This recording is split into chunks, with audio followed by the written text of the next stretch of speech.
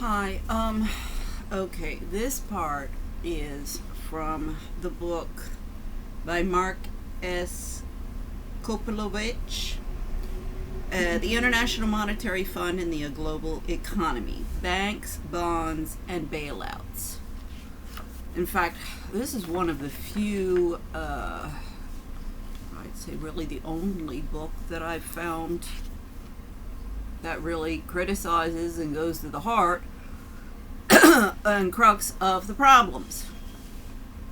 Again, why is nobody taking action in the legal community to start holding everybody over at the IMF to account?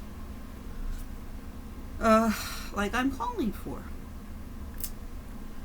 Okay, so the International Monetary Fund and the Global Economy. Of course, I'm not going to read the whole book, but this is the introduction, which does give a very, very good synopsis of what's going on. And this is the same analysis that I did, from a totally different perspective, in the spring 2006 IMF World Bank meetings. And this is when I saw, started putting all the dots together, and I saw what their role in the entire banking and systems and financial markets, and how they're assisting all of the increasing high risk, high yield, and how they are major players, particularly after 2008, major players in sustaining that globally, which puts right again everybody in the organization into RICO and Foreign Corrupt Practices Act and crimes against humanity, and now with the COVID, we're looking at genocide. Because, the same issues within internal mismanagement, bullying, and the support of alpha dominance feminism, and the vying for power of the different minority factions, coupled with managerialism, get more and more and more experts and PhDs and MBAs and certificates. With the Institute for Capacity Development, all they do is, churn out more of the rhetoric and stuff that these people should have learned a long time ago. Same with World Bank. I've seen that with the online training courses that they're doing. It's ridiculous. And it's ridiculous that nobody is saying anything. And nobody's calling them out. This is what the IMF Family Association, World Bank Family Network, and UN LESA should, these, grapple up the ladder of success, nouveau riche, ruling elite in Washington, women should be, excuse me, no, things are going pretty downhill. But since all of these experts married a bunch of bimbos, and if you look at all the profiles, all of them, every 10, 15 years, they trade in the old model for a new model, 10 or so years younger, a lot of them, so they can get, have more children, and oh, look what a wonderful father I am. The men are playing it as much as the women to, oh, look at what an upstanding family I am, whether it be the right or the left. And this is when I get everybody into court. We'll be doing a lot of psychological testing on how functional all you narcissists of my generation are, as well as the kids that you've produced. and how they're just preparing to cash in on all of this. And universities are just being flooded. The kids don't care whether they learn anything in school. They know they just got to get that diploma. That's why you're seeing, these cases in Hollywood of, people going to court. And we'll see a whole lot more of that. But also all of these universities, it's just a con job of managerialism. Because it's churning out and churning out and churning out all of these PhDs and MBAs who don't understand what they're doing. And this is where I make an example of Sharmini Curry and all of the deputy directors at the IMF, the Institute for Capacity Development. I also go out Olivier Blanchard, that I saw in 2010, when he said, oh no, the 2008 collapse was only an isolated incident and not part of a bigger trajectory. Who else? Well, Christine Lagarde, never put her money where her mouth was, and lots of empty rhetoric. And you see with Sharmini Curry, no, things are just getting worse. And with Gina Paoni, and she's over there now at HR as changing management or something in the digital age. Say the IMF is just in bed with techie liberalism and the Bill Gates and all of that little crowd of friends. It's a very, yeah, I mean, it hasn't changed. It's still the club of who has the money and who has the power. Just the skin color and the names and the gender of the people have changed. And Betty Friedan said in 1981, this is not what I had in mind, ladies. You need to go into the workforce, change the rules of the game, rather than get in there and play by the same scumbag games. So the feminists have got on board, and all of the different minorities have got on board. So anyway, okay, the International Monetary Fund and the Global Economy. Introduction. This is a book about the impact of globalization on international politics. To be more specific, it is a book about the connection between changes in the composition of international capital flows and changes in the politics and policy making of the International Monetary Fund, IMF, or fund. The central institution of global financial governance, financial globalization, the explosive growth in the size, depth, and complexity of international markets, is the defining characteristic of the contemporary world economy. Indeed, international financial integration today has reached and in many ways surpassed levels not seen since the first globalization.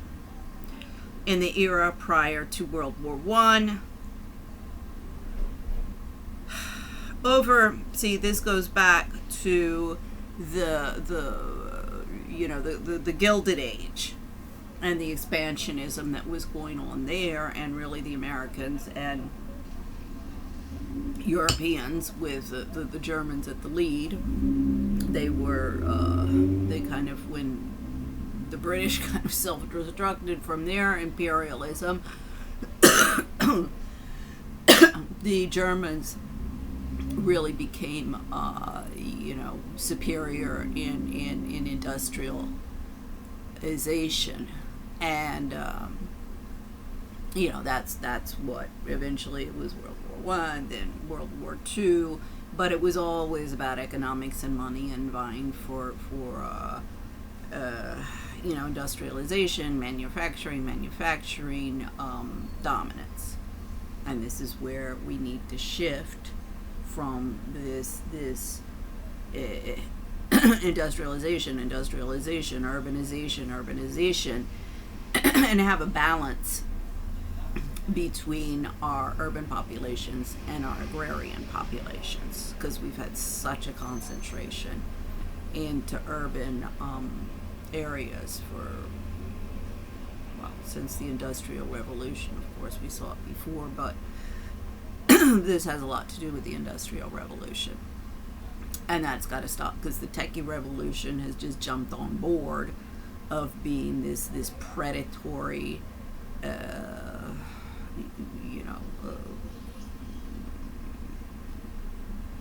community and industry. So yeah, we need to get back to techie liberalism, the industrialization liberalism, which is why the capital is concentrated in a small group of hands of people who don't know how to look at any evidence, anybody, any more than anybody else in their different professions, whether it be the economists over at the IMF, the World Bank, the human rights people, the legal community. Everybody's out to lunch.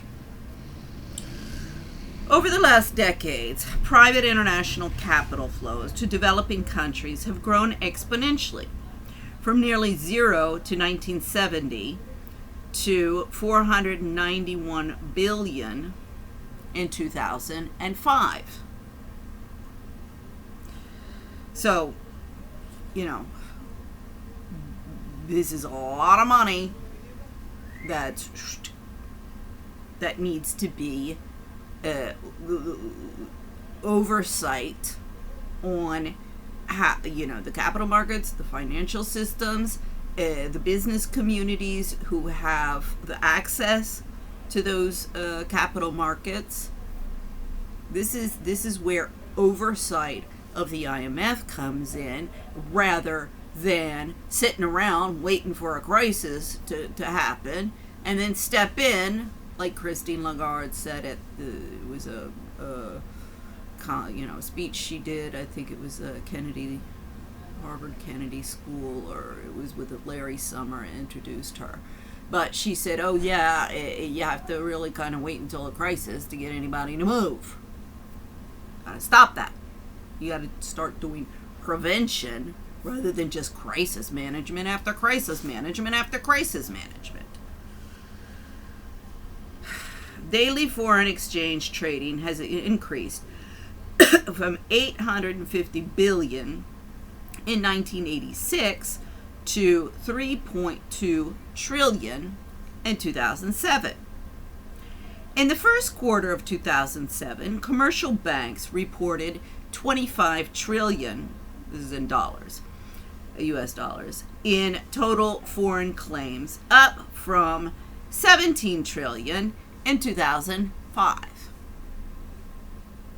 At the same time, international investors held over $20 trillion in sovereign and private bonds, with net issuance increasing at a rate of 18% per year.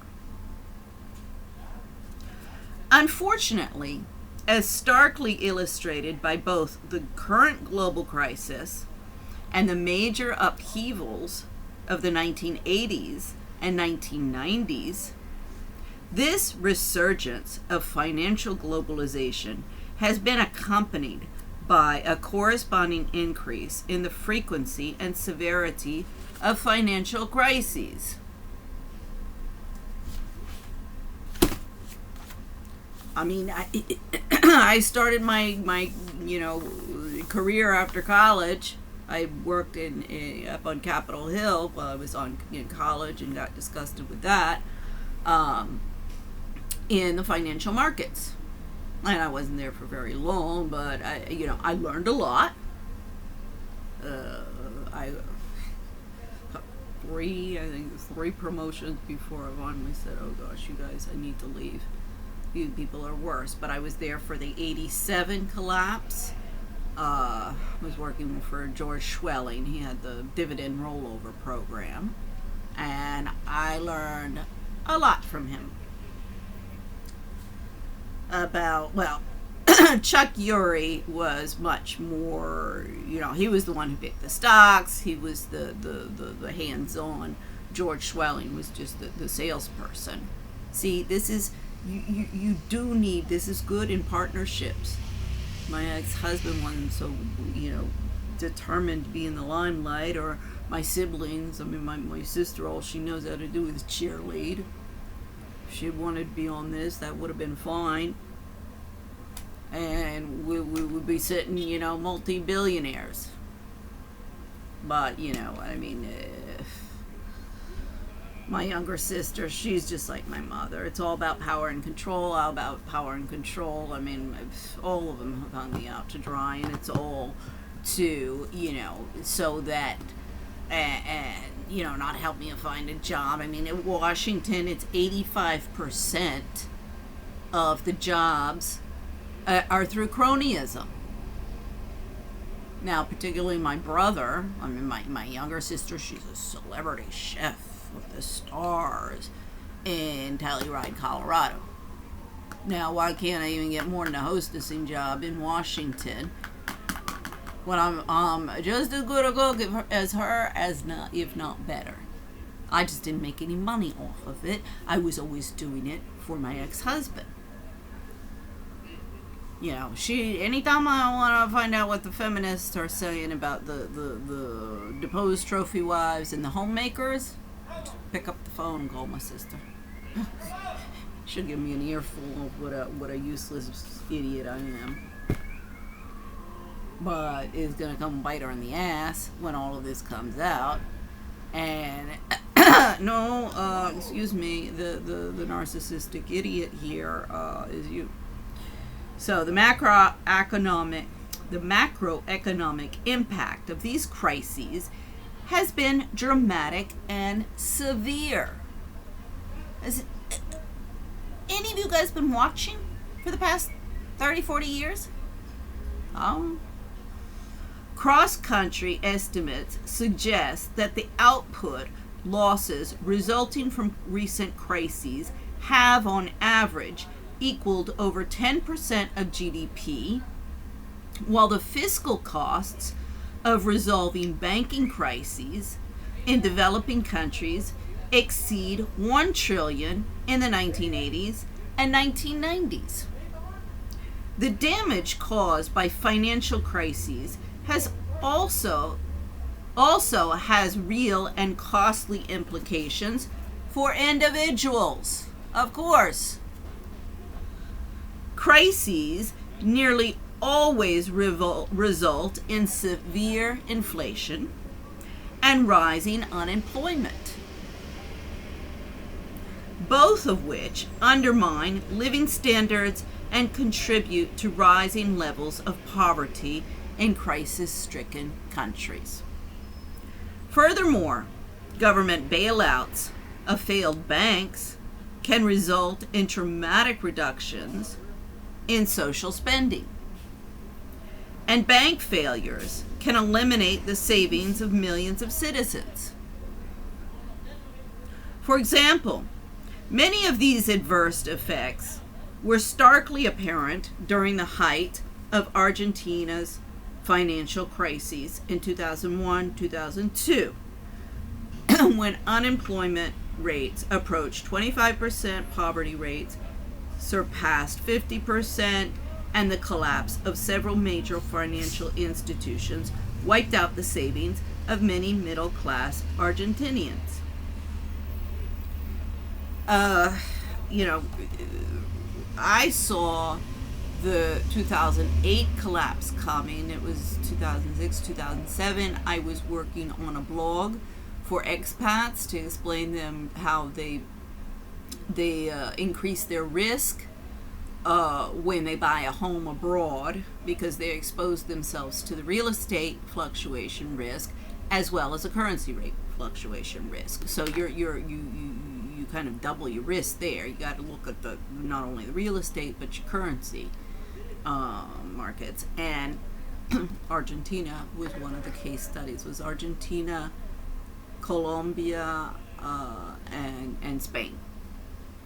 I mean, not at the same periods, because Spain had been earlier, but you saw the same trends and the same problems, and we see it everywhere. Closer to home, the fallout from the subprime mortgage crisis has had substantial real effects on the U.S. economy. Unemployment and home foreclosures are on the rise. Economic growth has ground to a halt. And millions of individuals have seen their retirement savings washed away as financial markets have collapsed. The model that everybody wants to promote, including IMF, World Bank, UN, everybody else in Washington, and everybody, all of the government officials, because everybody's just vying for their piece of the pie, is unsustainable.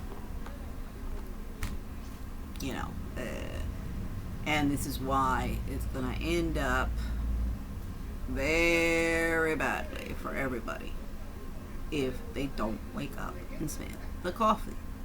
Get rid of the game players. You got to make capitalist systems really capitalist, where you have free flow of money given to projects that first people have done their homework, rather than you just pick up a phone like Trump says, I need some money, I just pick up the phone and call, what's his name. So the business community needs to start, getting to work and getting out of their ivory towers and stop screwing around and look at different projects, the not only the viability of it financially, but also if this is doing a healthy contribution to the global economy and to local economies and national economies, and stop with just throwing 100 million here, 100 million there for you got the right connections, you can get 100 million like that in the capital of interest. If you don't have the best plan in the world, you can have all sorts of stuff, you won't get it. I mean, I've demonstrated that in looking for the money in the United States, Spain, and France. I would have started, 2012 or 13, and finally I was like, okay, fine, in 2015, okay, I've run the gamut here. So about 3 years, of email after email and checking everybody who's in the game and contacting them. I mean, all sorts of people said, oh gosh, yeah, this is a good project, but nobody will help me. Because I'm not some techie kid. And I've been out of the game. And my ex-husband, who, was a banker, I mean, logically, if this had been a sustainable, sane world, my ex would have helped me get the money through his contacts in the financial system, banking systems, and we'd be sitting pretty. But no, his obsession of power and control is much more important, just as with my family. My mother, my siblings, now that my father's passed, my siblings are playing the same game with me as my mother always played, and always played with my father. See, this is not this narcissistic, psychopathic paradigm controlled by a bunch of alpha dominance feminists, crazy women, but that's who's gotten into control, is driving everybody off a cliff, and all the men have been too castrated to do anything about it. We see that exactly very well at the Institute for Capacity Development with Sharmini Curry, Gina Paoni, Anna Day, Kate Phillips, Adrian Thapa, Elizabeth Elliott. See, you keep everybody in the echelon stupid and narcissistic. They create chaos all over the place. And then everybody is all, I'm just going to keep my head down and I'm just going to punch the clock and I'm not going to get involved. And that is the paradigm. You see this everywhere. Everywhere I've been working, I'm seeing the same thing. And it's really destroying labor markets and our workplaces and the rule of law in this country, because people are getting pissed off, but they have no recourse in the courts. And part of the problem has been the war on drugs that has eroded the rights of people in this country. Ergo, the IMF, World Bank, and UN employees are assisting in the degradation of rights, labor rights, or rights of women and children within the home or family, for financial gain, and in detriment to this country and detriment to the world. And that is not their mission. Their mission is exactly the opposite. More broadly, financial distress in one country can have severe consequences for broader regional and global financial stability. This risk of cross-border financial contagion has increased dramatically in recent years as a result of the surge in global financial integration and capital mobility. See, I keep on saying to everybody, stop calling me stupid. Stop calling me ugly, fat, and stupid. Now, you got a problem with anything I'm saying, we can sit down and discuss it. But if all you do is insult me and scream at me and, try and ostracize and marginalize me,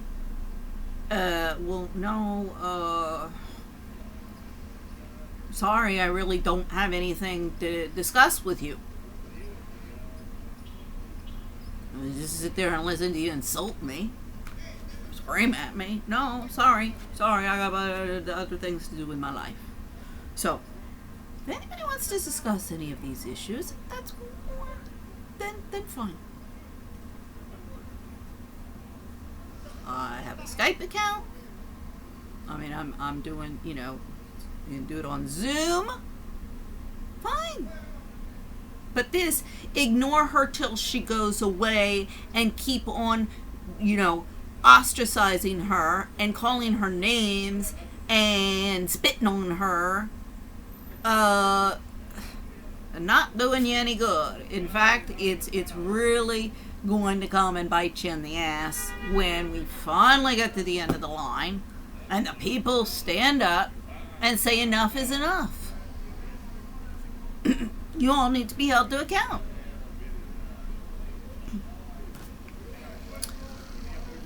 Indeed, sharp reversals in the direction and magnitude of international bank lending and bond financing now frequently transmit financial instability from one market to the next with nearly unprecedented speed. So it went worse and worse. The more you get into the digital age, the Bitcoin thing, you can see on the thumbnail that I have, you see the graph, and then when the Bitcoin comes in, it starts going, and what the F? So, for example, the collapse of cross-border interbank lending in 2007-8 as a result of the subprime mortgage crisis in the United States led directly to the failure of Northern Rock, the 8th largest bank in the United Kingdom, and the dramatic collapse of Iceland's economy. Have any of you guys ever at the World Bank or IMF looked at what happened with the whole Iceland case study? Do you guys ever learn from any mistakes that are being made out there? Or no, you're too stupid and you got too many dumb bimbos at your side just trying to grapple up the ladder of success to figure it out.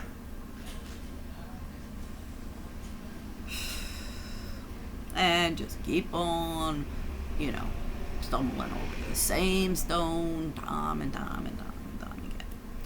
Similarly, Thailand's financial and currency crisis in mid-1997 rapidly escalated into a global problem as international investors pulled their money out of South Korea, Indonesia, and other East Asian markets, and instability spread to a number of Eastern European and Latin American countries.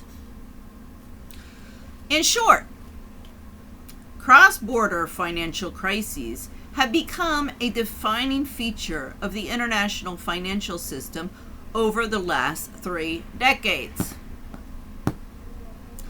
In this environment, the IMF has occupied central stage in efforts to manage these crises and restore global financial stability.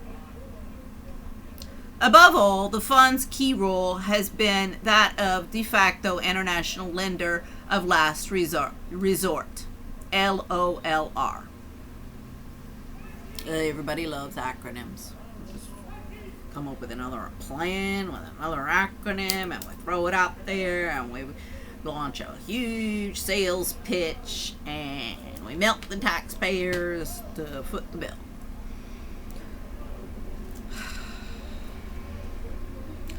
It has served as a source of emergency financing to countries facing financial and currency crises or an inability to repay their international debt. Since the onset of the Latin American debt crisis in 1982, the IMF has provided over $400 billion in such loans to developing countries. More loans, more loans, more loans, with nobody spending money responsibly. Because all of the ruling elite in all of these countries have jumped on board with the narcissism epidemic that the Americans started in 1980 under Nancy Reagan on the right and Cornelia Guest and all of the cocaine snorting cheerleaders, libertines. So they don't want to, that exact same as the flappers, and this way they don't, they're too busy partying to see what's going on in their communities and in societies. And as such, they're nothing but, parasites and whores. I mean, the parasites, I've been treated like the parasite on society by the courts, by labor markets, by my family, by, my younger sister. She's this, bankruptcy building, billionaire. Take lots and lots of zeros off of that, and her net debt is, she's like Trump, my older sister, hanging out in the country club and cashing in on all of this. She lives a much better life in Colombia than she ever would be able to afford in the United States. So, she... And my brother is, Chicago high-rise, works for an insurance agency. Well, it's an insurance company. And,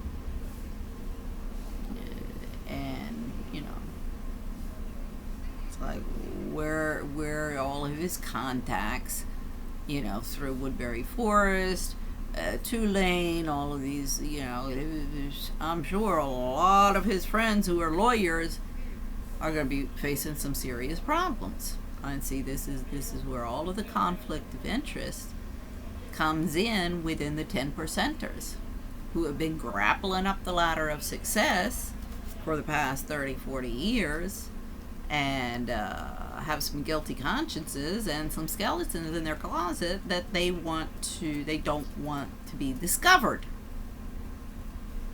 So, of course, they're not going to help anybody who's going to expose all of that. All they care about is they've been able to cash in for the past, 20, 30, 40 years, and I'm good. So nobody else matters. Let's see.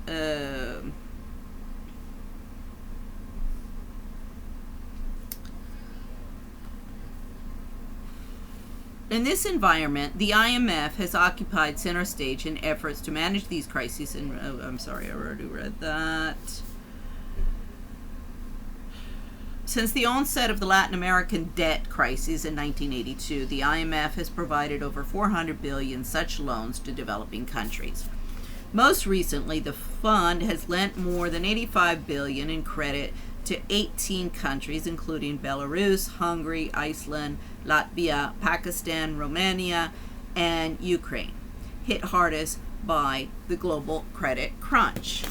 Now, this was 2010 when this book was published. In exchange for this assistance, the fund has gained substantial control over economic policy making in its borrower countries through its use of conditionality. The policy reforms it requires in return for credit. The IMF's role, and this is not, if it was being done, if these measures were being done by caring people who cared about populations and economies and economic stability rather than just their own pocketbooks and grappling up the ladder of success in their careers, then all of these measures could be justified. But since they are just as much the motor behind the increasing income inequality and the corruption within the markets and covering all of that up with fancy speeches and David Lipton saying corruption's not everywhere. I can't wait to see David Lipton up on the stand. Jennifer Shadak thinks I'm crazy and David Lipton is untouchable. And God, that little lady's up for a rude awakening. Real rude. In short, let's see. Oh, already did that. The IMF's role as lead crisis lender in the global economy has transformed it into one of the world's most powerful multilateral institutions. Now, with power comes obligation and responsibility to be held to account for what you are doing and the actions that you are taking and the consequences of those actions on economies and how you're milking the taxpayer with, Institute for Capacity Development, $330 million training program, and everybody's going sustainable development goals. It's going to go down the same road as trickle down for the same reason, because your ruling elite are a bunch of narcissistic, game-playing hypocrites, whores and pimps. That's those, who have control. Oh, yeah. You're either with them or against them. There's only two sides to this war at present. You're either with the Fourth Reich or you want to help dismantle it. No.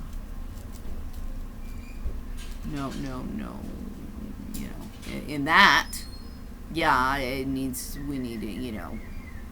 this extremism of I'm not going to budge. Now, how we arrive at that can be through healthy debate between the right and the left.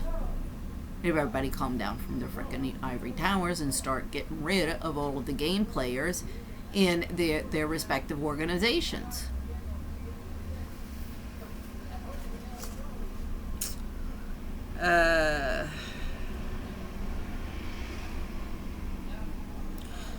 At the same time, however, the fund's central role in global financial governance has subjected it to a firestorm of criticism in developing countries and the industrialized world alike.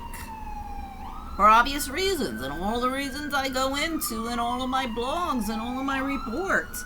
Since I did the Financing for Development, A Midsummer Night's Dream in 2015, when I was still working at the Institute for Capacity Development. People don't care about any of that. These people don't care about any of that. All they care about is cashing in. I worked with these people for 4 years.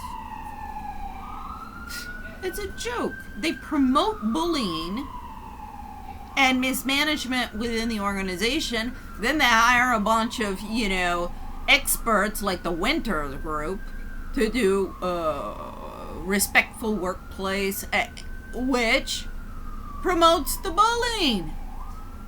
I mean, my lord, when I saw that, I was like, you people are crazy. It's all included in my report, Workplace Bullying in the IMF, that I submitted to management, to HR, to the mediator, to the ombudsman. I mean, I'm doing everything just like I did at the State Department, just like I did at the White House, Congress. I'm doing everything according to the rules. Demonstrating you people are a bunch of freaking idiots and hypocrites because no, none of you are doing what you're supposed to be doing. And in fact, you're all just covering everything up so you can cash in. I mean, Joseph Stiglitz was asked to leave the World Bank because they didn't like his rhetoric. Joseph Stiglitz is right on target on a lot of stuff that needs to be done in this country. I mean, I'm sure if Joseph Stiglitz was reading everything that I say, he'd agree with me. But he's too busy in the cesspool he's on. Oh, Lord, how many boards of NGOs is he on? And how many books is he cashing in on making? On publishing? So, see, everybody's too busy cashing in. The IMF's critics have assailed it for a variety of shortcomings, including failing to maintain global financial stability, misdiagnosing the causes of and solutions to financial crises, exacerbating poverty in the developing world and developed world, and catering to the demands of Wall Street bankers and rich country governments. This is my big beef. That's what I went into in my analysis of the IMF World Bank spring meetings in 2015. And why I was like, you people are out of control. Everybody's out of control. I told the same thing to my siblings.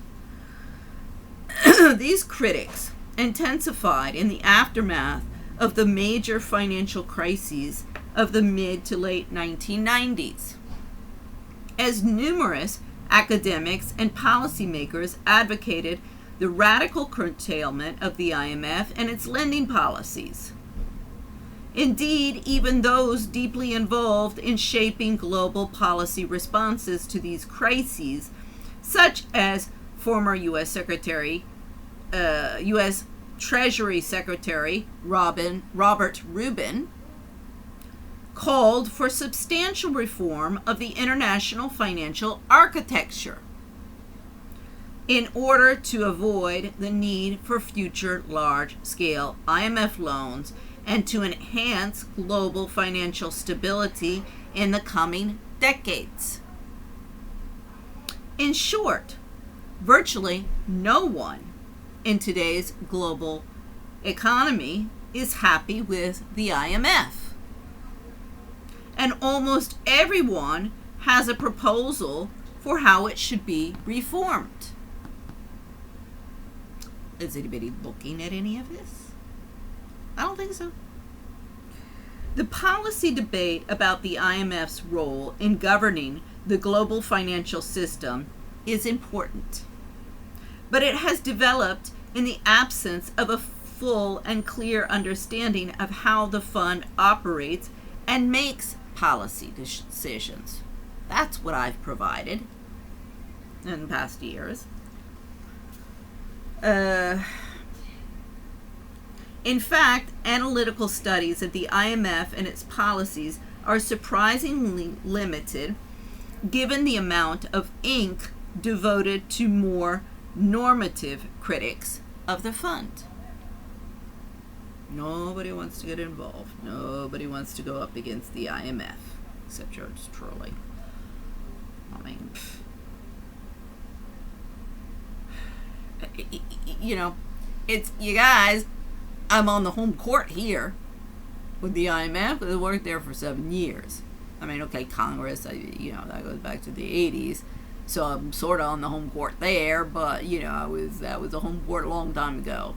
And I'm also in my home court in Washington, D.C. against all of you foreigners. You want to play Machiavellian games with me? Well, guess what you forgot to think about? Was when you lose the support of the people, your house of cards comes collapsing, crashing down, and you're very, very easily removed by another Machiavellian game player.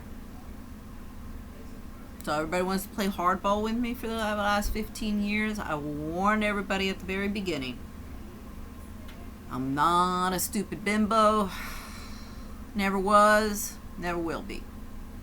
So, it's taken me a long time to figure out how the house of cards is constructed and who all the players are, and my lord, 15 years of working 24/7, no vacations or anything like that. But believe me, my mom, no vacation. At least I always got to see my dad. That was the positive side of it. But just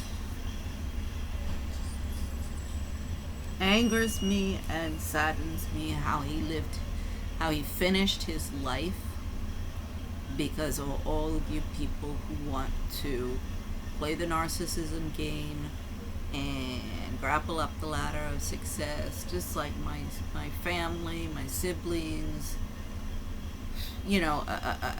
I'm like, okay, well, I'm just waiting to find out how many of them, and this goes, with everybody I know, the ruling elite in Europe and the United States. Everybody's just thwarting this. They're just, following Trump's example of, it'll just go away. It doesn't concern me. We'll see how many of them die of COVID. So, oh gosh. Okay,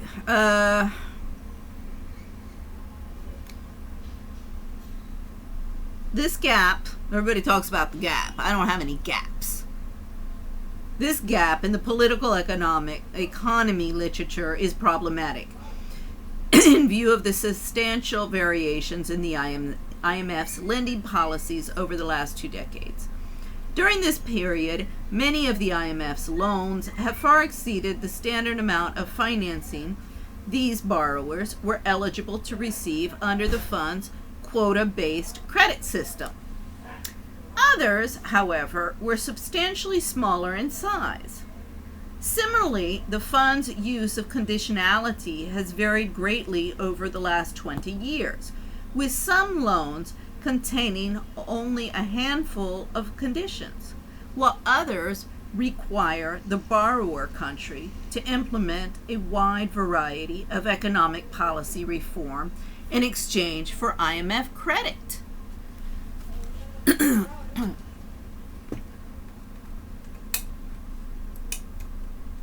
on.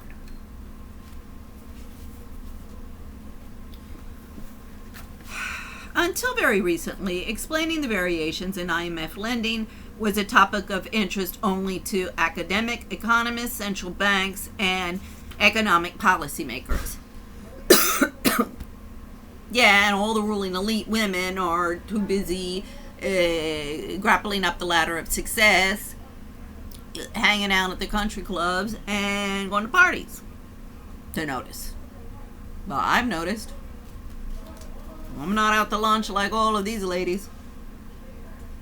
Oh, I see what's going on. By and large, the economics and policy literatures treat the fund as an apolitical institution whose policies are set by its staff of macroeconomic experts based on a combination of country-specific and global macroeconomic factors. Variations in IMF lending, in this view, is simply the result of cross-national differences in borrower countries' financial needs and economic characteristics, as well as changes over time in global financial conditions such as world interest rates and levels of financial stability. This technocratic view of IMF lending contrasts starkly with popular perceptions of the fund, however. The conventional wisdom among the media, politicians, and general public is that the fund is an overtly political institution. Yeah, and they're meddling in U.S. politics and, supporting the rise to power of Donald Trump with their political meddling with me. I mean, I keep on telling everybody, you better be careful with all of your bullying and denigration and ostracization and marginalization of me when we're touching on political issues, because that gets into political persecution and freedom of speech issues. So, all you guys at the Institute for Capacity Development want to get on board the little gravy train that I got going on there for Charmony, Gina Paoni, Anna Day, Kate Phillips, and a slew of secretaries. I mean, Elizabeth Elliott, you think that she left is going to change anything? Oh no. Believe me, all of the cackling I had to put up with, I'm going to be very, very happy to see that girl squirming on the stand, answering some hard questions. Your assistants should be understanding this crap. I mean, I know you experts don't understand it, so that's why you have stupid assistants that don't understand anything. and have just gotten there, through cronyism and are consolidating their power bases through the bullying and all of that. You want to support that? Well, then go ahead. But you are complicit to the crimes that are going on in your respective, areas and departments. And you can keep on moving people around like you do and think that you're going to, that way, then the problem, we'll just move it someplace else. Sorry. You're just moving your cancer from one place to another. Nevertheless, there is considerable disagreement about the nature of politics within the IMF. Some observers accuse the fund of being a pawn or lapdog of the government of the United States. And of course they are. That's what I'm proving. I mean, I want to see the United States in the international courts. I've been building cases for 15 years. So what does the IMF do and all of the employees do? They try and shut me up and denigrate me and ostracize me. This is political persecution in order to sustain the status quo of an oppressive American government. In this view, the IMF provides bailouts. Everybody gets a bailout. Everybody gets a bailout except the people. i.e., large loans on lenient terms to countries deemed important by the U.S. Treasury or national security officials, whether or not such policies are warranted by economic conditions. One of the things that I heard, and this is the thing, one of the bailouts for companies is they can go and get loans.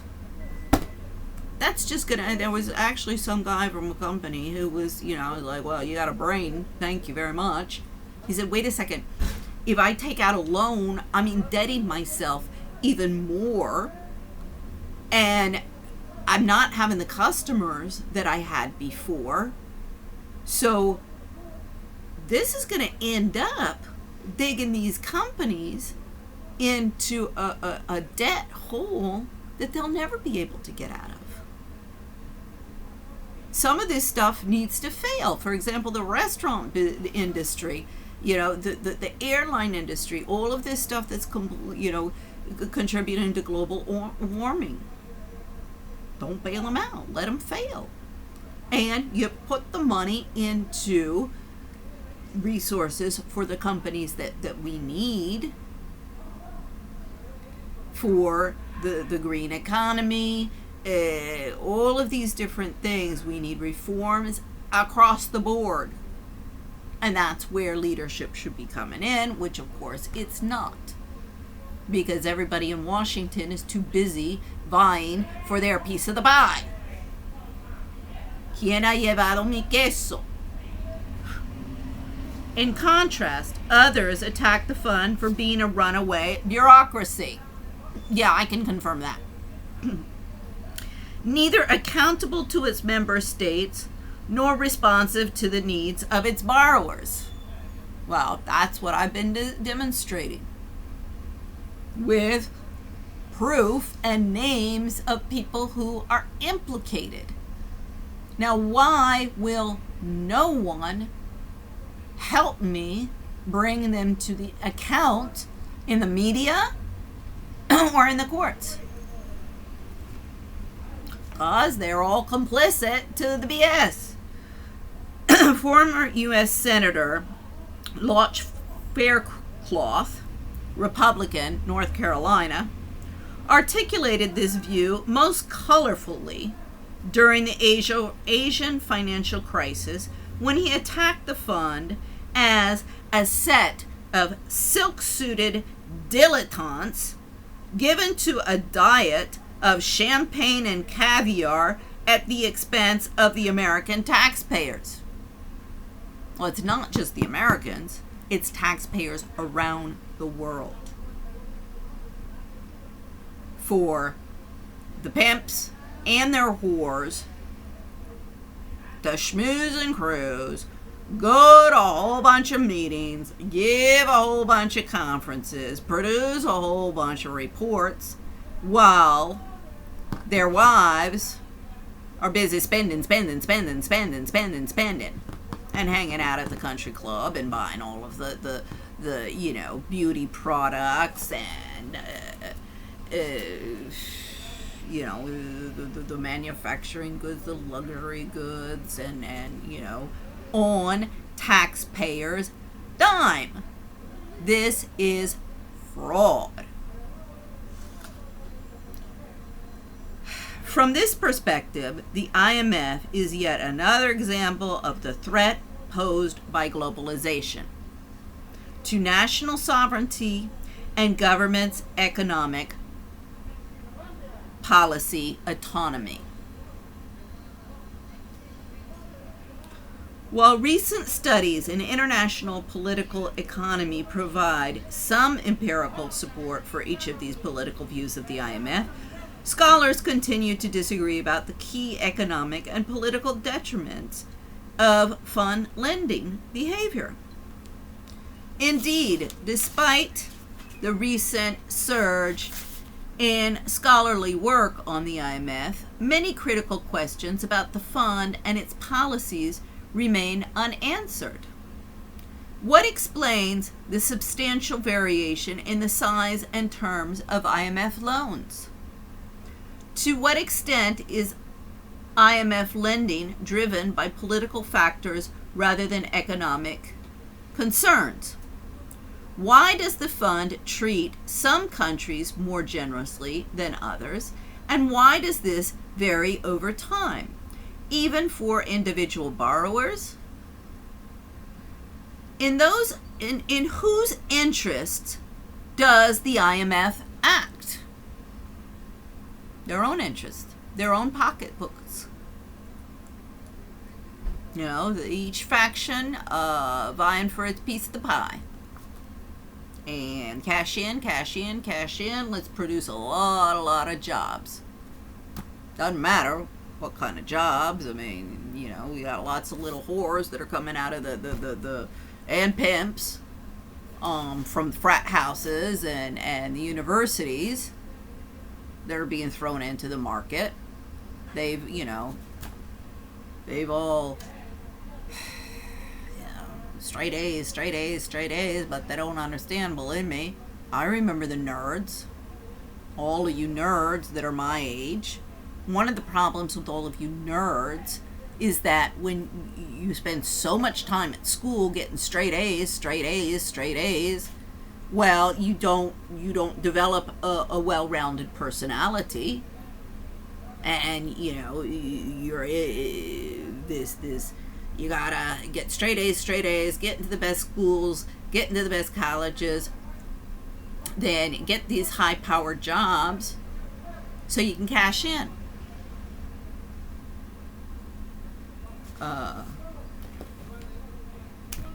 It's in their own interests.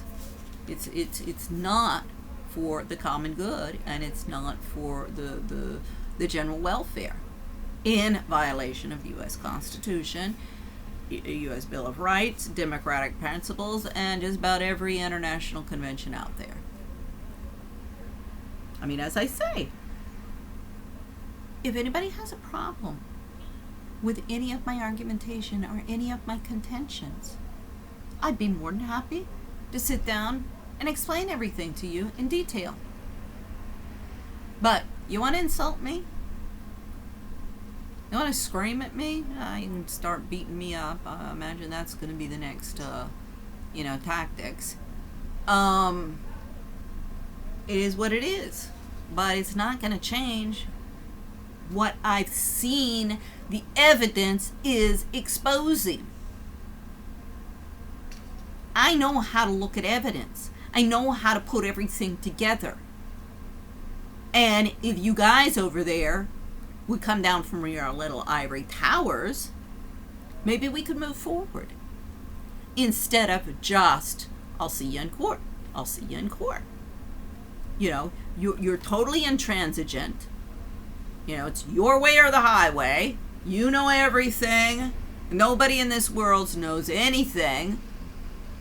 Well, I'm sorry. This is exactly the problem with the mediation process all over the courts, whether it be in the courts or within the schoolyards or workplaces. It's your way or the highway. I mean, mediation is not letting some bully beat the crap out of the victim and waltz in and say to the victim, oh, well, let's sit down and negotiate that you're going to let the bully beat you up. No, sorry. That's not governance. That's complicity to the crimes that are going on. And this is what's trickling down, this whole attitude of, I'm just out for myself and I'm just cashing in and, the world be damned. Not my problem. I'm good.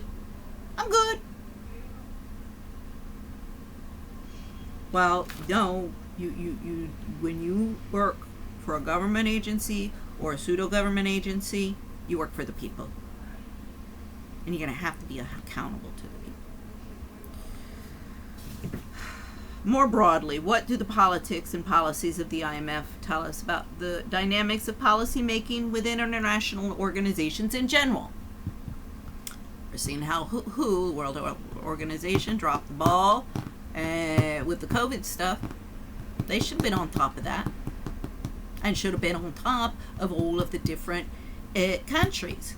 But since everybody's in bed together, nobody gets on top of each other.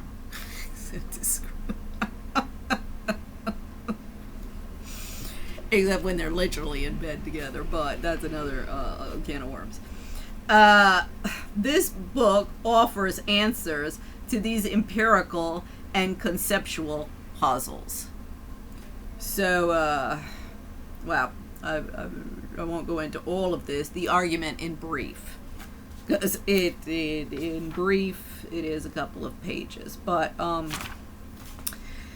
my central argument in this book is that the IMF's lending policies have varied systematically over the last decades in response to changes in patterns of financial globalization.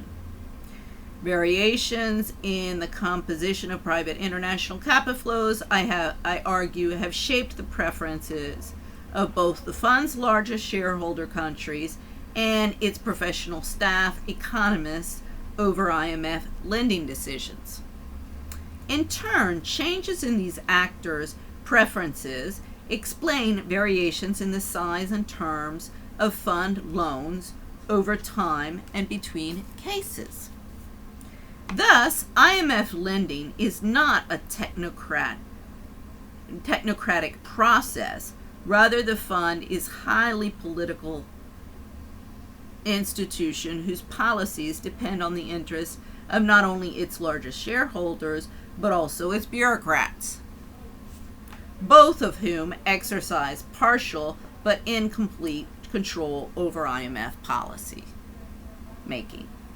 In order to explain the politics of IMF lending, it is therefore necessary to understand how the composition of international capital flows has changed over time, as well as how these changes affect the preference of the key actors involved in fund decision making. Now, this kind of gets into my beef with the IMF Staff Association. Now, the Family Association should be on the ball, but they're not. They're asleep at the wheel.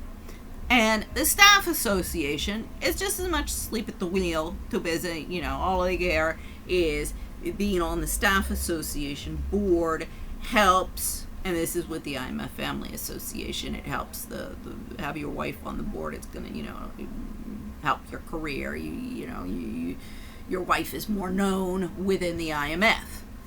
And, that's why Anne Beatrix Keller jumped at the opportunity to grab all of the glory of all of my hard work, because it would, launch her into stardom.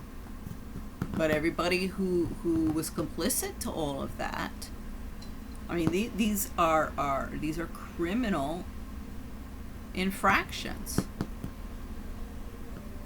that you all have gotten involved in my case. So you know, whatever. I say, it is what it is. There's two sides to this. You wanna pick the side of the oppressor. You wanna pick the side of the empire builders. You want to pick the side of the bullies, the rapists, the pedophiles, the murderers. The list goes on of what I'm combating.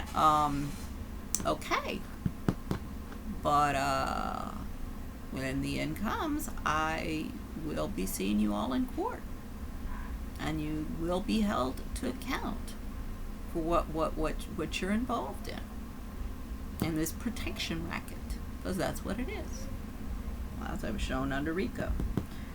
Well, I'm not going to read all of this, but in sum, the IMF's lending policies have varied substantially over the last 2 decades in response to variations in the composite of international capital flows. Changes in the patterns of financial globalization shape the preferences of both key actors involved in IMF decision-making: G5 governments and the fund's professional staff. In turn, IMF lending behaviors varies over time and between cases in accordance with shifts in the composition of private international lending to the fund's borrowers' countries. See, one of the rulers, if you will, of the fund is the private international lending, and why they are in bed with a corrupt and unsustainable banking system and financial markets. And this house of cards will eventually collapse. I know everybody, all of my entourage, all of the 10%ers around the world don't want to listen to me. I mean, a 1%er who's a trader said, well, lady, can you tell me when the collapse will come? And I said, sure. You give me a bunch of economists, and we start looking at all of the different, issues, because there is a lot to look at, and statistics, but it's all out there. I've seen it in drips and drabs all over the place. The hedge funds, I follow hedge fund, these hedge fund guys, not because I'm going to invest my money in there. First off, they took it all, so I don't have any right now. But because they're right on target on a lot. Believe me, when the Nuremberg trials starts, the hedge fund guys, well, they're going to be on some problems, because you guys are cashing in. Why aren't you, using your knowledge to help me and hold anybody to account here? So once again, when we went into RICO, it's going to be easy breezy to get them up on the stand and talking about and hanging out your asses to dry to protect their own asses. See, this is how the Machiavellian game works. Want to play hardball? This is hardball. And really, you idiot men in Washington, you really should be more careful about the women that you marry, that you have affairs with, and that you hire in your companies. Because those little cackling hens are creating more and more chaos and more chaos.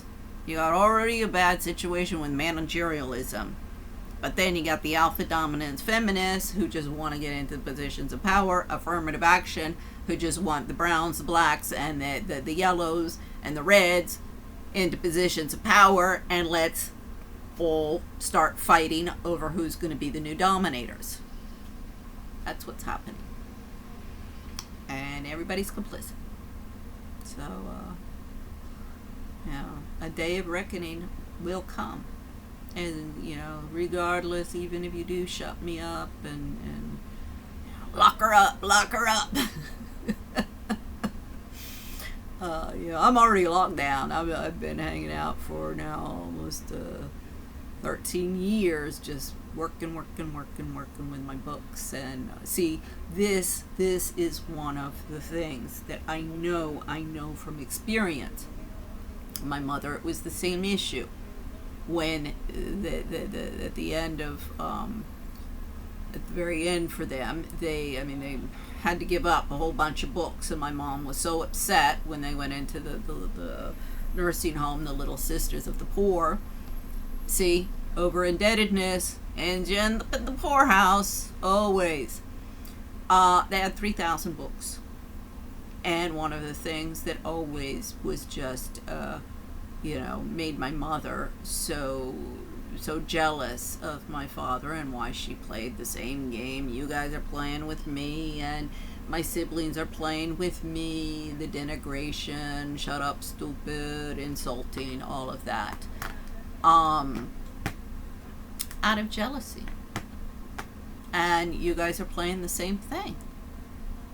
You know, sure, you got all of these books, you got all of this, you know, knowledge, but nobody knows how to put it together. And they know that I do. So they want to keep me, you know, out of their little cashing in game. And, I just, you know, vote Quenville Wilcox for president.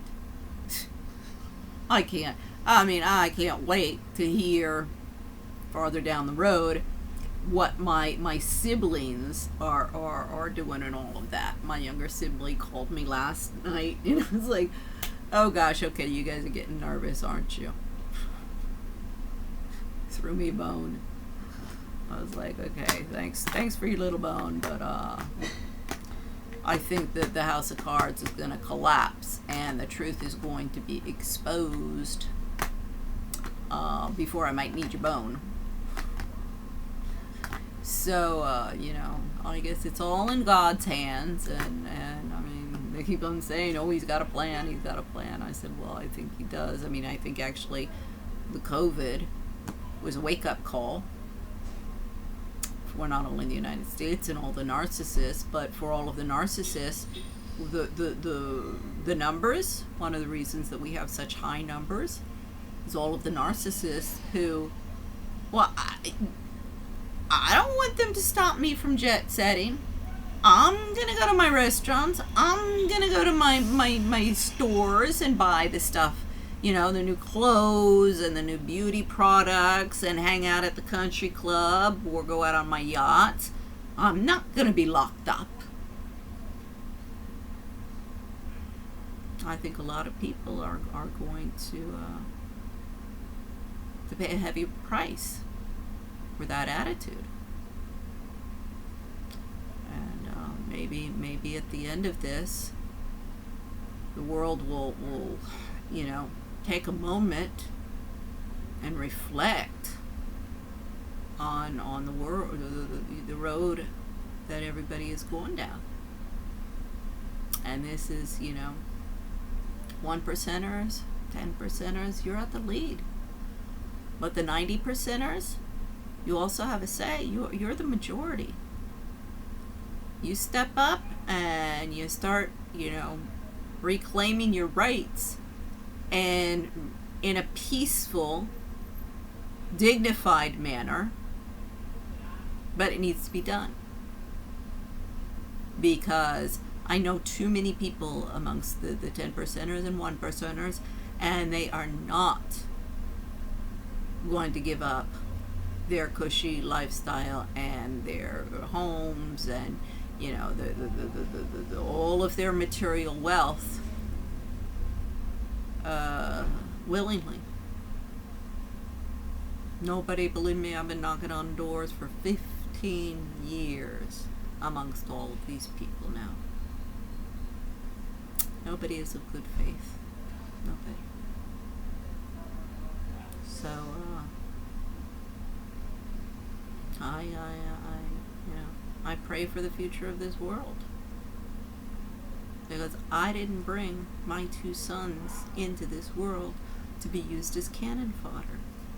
Even if all of my siblings, all of my old friends, everybody that I've ever known,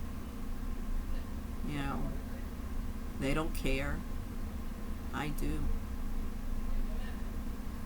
I do, and I care about the rest of the world. Everybody's always criticizing me that like my dad, I was too good for this world. I do enjoy helping people, but I am not a person to be crossed. I'm not a stupid idiot. Stupid brunette. Never was. And I can figure anything out, given enough time and enough information. And I figured out this whole little house of cards and cesspool, how it's constructed. And it's not constructed well. So stay safe. Have a nice evening. Bye-bye.